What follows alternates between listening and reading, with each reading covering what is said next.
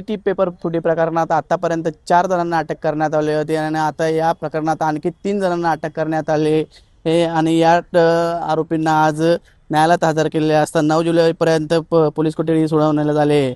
आतापर्यंत या प्रकरणात एकूण 7 जणांना अटक करण्यात आलेली आहे आणि यामध्ये आता धीरज बलराज सिंग, राजीव शाव, आकाश कुमार स्वराज व सोनू कुमारी गुप्ता या चार आरोपींना याआधी अटक करण्यात आली होती आणि आता सोनू सिंग, मिथुन सिंग व कपिल दहिया अशा 3 जणांना अटक करण्यात आलेली आहे। शनिवारी 27 जून रोजी पोलिसांनी टी फुटी प्रकरणी धीरज बलराज सिंग, राजीव शाव, आकाश कुमार स्वराज यांना अटक केली होती।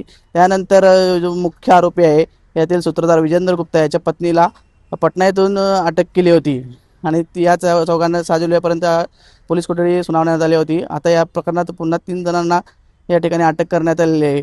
हे सोनू सिंग, मिथुन सिंग आणि कपिल दया अशी आरोपींची नावे आहेत आणि या आरोपींना आज न्यायालयात हजर केले असता 9 जुलैपर्यंत पोलीस कोठडी सुनावण्यात आलेली आहे। सुमित गरत, एलएस मराठी, भिवंडी।